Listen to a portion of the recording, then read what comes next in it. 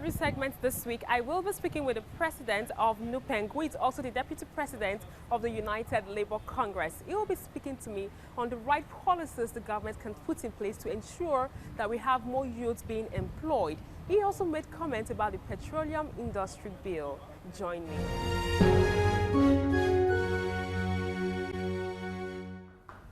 Thank you for joining us on the program. Oh, sure. Thank you. My pleasure. Unemployment in Nigeria amongst youths most especially, it's becoming worrisome.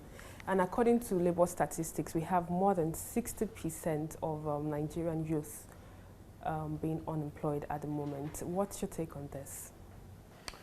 Oh, Sharon, sad. And you keep hearing these issues of unemployment. And then when you look at the indices again, I feel as a nation, we're sitting on a time bomb. In a situation where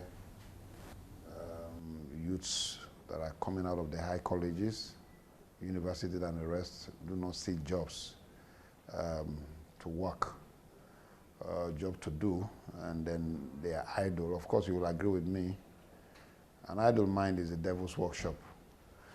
I have said, canvassed this severally, talking with various institutions and government agencies as regard to this. We need to rise up to bring back hope to this country. Of course, you will agree with me. The youths are the hopes of this country. The youths are the future leaders of this country. And when the future leaders are idle in whatever way, you know the consequences. For me, it's one thing to be employed. It's another thing for you to be underemployed. Nigerian Bureau of Statistics actually said that more than 50% of Nigerian youths, or even an average Nigerian worker, is underemployed. As a labor leader, I would like you to expatiate on underemployment. I know for you it could be differentiated into casualization of worker, even when it comes to redundancy and the likes. So I would like to ask you, what's your take on being underemployed as an average Nigerian worker? Honestly, when you talk about underemployment, it's also understatement in terms of looking at the current population we find ourselves today and the kind of work that is existing in the country. Of course, the country itself is also underemployed. And when you look at the situations where we find ourselves, if you talk about putting employment statistics on ground and what is needed to, reactivate or put the nation's economy in the proper perspective and on the right pedestrian, it means workers need to be employed, more workers need to be employed. Issues of the companies that we're talking about need to be, recreated, that have wound up since the past how many years now. It is shocking to begin to see where, in those days as a child when I was growing up, I had these two key shops, Leventis and UTC. Kingsway was also available. Where are they in this country today? I was shocked to observe that Kingsway is still existing in Kenya. I was shocked to see that Leventis is also existing, and you ask yourself, where are these companies to create the jobs that are needed to put the economic activities of these nations on ground running? And so underemployment, by virtue of the statistics we have today on ground, you know that that is where we have the challenges today we're facing as a country. As a labor man, I want to believe that from the inception of the military era to where we find ourselves today, the administration today is like taking us back into 20 years of our existence as a nation in terms of where we need to find ourselves. So if we don't get it right now, then something is wrong. But I want to believe that it already is gone. So when you begin to ask of the ruling government today to say, look, what do you have for us to do?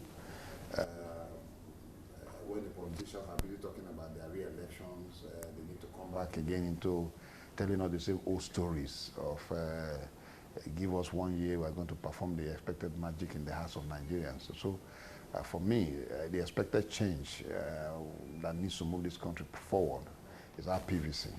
And so if that is not there, even as a worker, which of course it is our fundamental right to vote, to voting leadership, as well to vote out leadership. So if as workers we do not feel the pains of where we are today as a nation, then something is wrong with us even as Nigerian workers.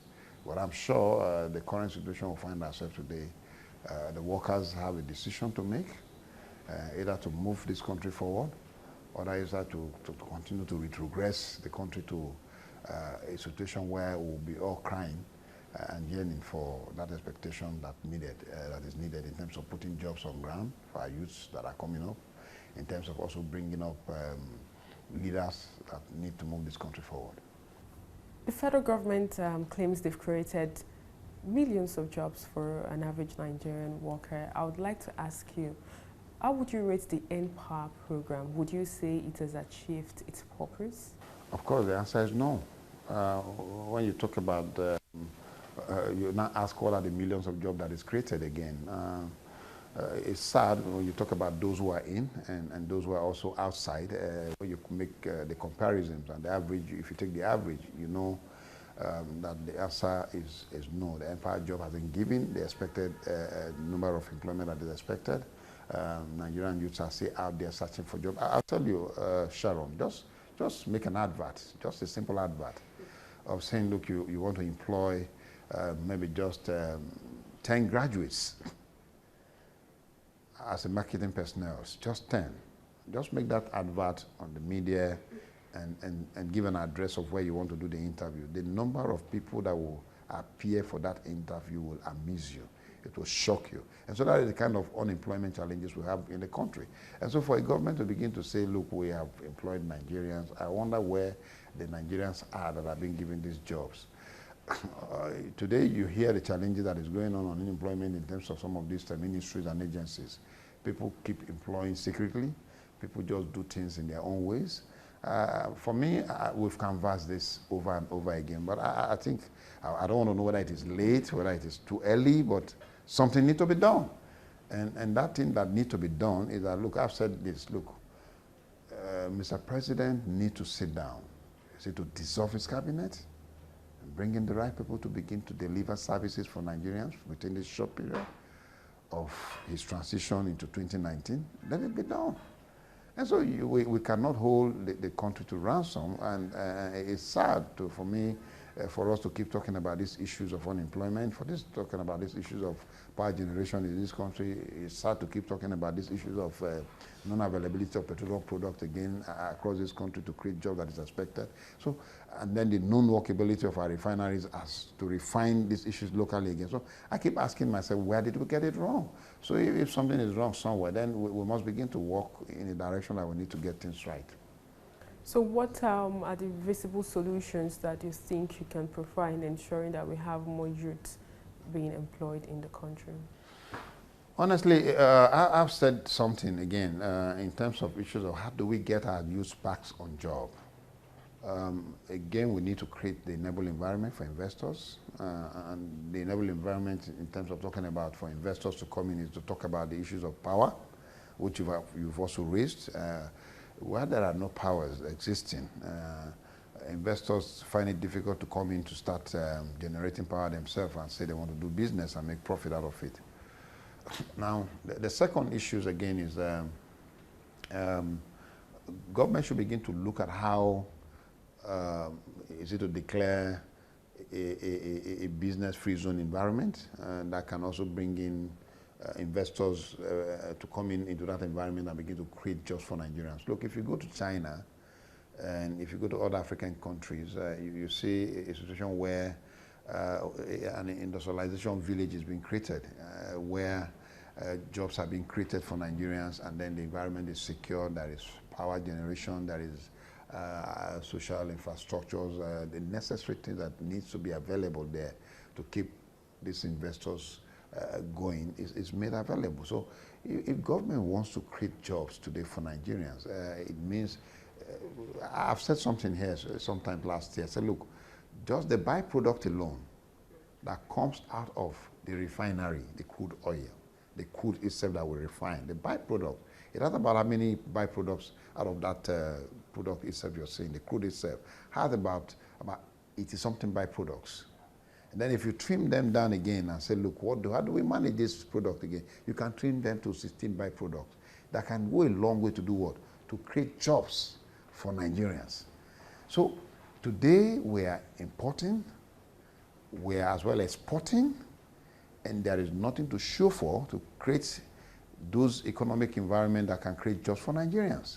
And so if you don't, and then there is something wrong somewhere. So government again, secondly, should sit back again and create a state of emergency in terms of job generation for Nigerians, in terms of making sure our energy sector is given the urgent attention that is needed, in terms of our railway system. I'm sad. It's sad to talk about this issue of railway. I'm telling you, railway, when we were growing up as children, created millions of jobs for Nigerians. And today, where is that railway? So if we talk about jobs, there are so many things government need to do to get this thing going. I've said one basic thing is declaring. What do we need to do? Is it to create what I call a tax holiday within a time frame? And that brings me to where I talk about the short-term, the mid-term, and the long-term processes of getting things done. So when you are able to begin to push these issues that is expected, and if Mr. President feel, look, those I have in my cabinet has failed, I need people to kickstart some few issues within the shortest possible time. Let him go ahead. I've said one basic way of achieving these issues is to dissolve his executive council and bring in the right people to deliver service within the short period into his transition in 2019. And I'm telling you, he will buy back the hearts of Nigerians to keep this system going. Looking at national policies, there are several policies that has actually taken place in the last couple of months that has not favored the work environment, be it from the banking sector to the oil and gas and other major sectors in the country. I would like to ask you, are there any national policies that you think that the government can actually incorporate into the system to ensure that we have a more vibrant economy? Look, Sharon, talking about policies, we have good policies that are existing in this country. If you go through our policies, you go through the constitutions, you go through some of these, created small policies in terms of which they are very good. The only problem we have in this country, Sharon, is implementation. In all my life as a labor leader, in all that I've seen in terms of the policy of government to move this country forward, they are good policies. They are policies, if you put them into actions, they play out and they give the expected hopes. Now, when you come into the banking sector, like we talk about, okay, let me just take a simple policy of talking about casualization today. That we have the highest number of casual personnel, that are source workers in the banking sector. The law is there. The law is there that, look, you cannot keep somebody to work for you as an source staff more than 6 months. And once the job in question is just within the time frame that is a permanent in nature and can stay on for more than 1, 2, 3 years, that job is a job to be permanent in nature. So it's a pensionable job. But the reverse is the case. Today, an employer will take a job and say, look, work for me for 6 months, it's renewable, he renews. The next 6 months you work, he renews. And then you keep working as an source staff for the next 30, 40 years. Of your life. Of your life. And so tell me what impact you think such a person is going to create in the nation's economy. So those policies are there. So where did we get it wrong? What is the Ministry of Labour doing? In terms of making sure these policies are being complied to. We have the judiciary itself, which is the voice of the common man, the voice of the hopeless. The NIC is there. And so what are they supposed to do? I kept saying that, Sharon, we don't need to begin to look for, you say you want to look for the eye of a fish. You now go to the tail to look for the eye of the fish. You will find it. The eye of the fish is on the head of the fish. So the policy that is expected to move these nations forward It's there.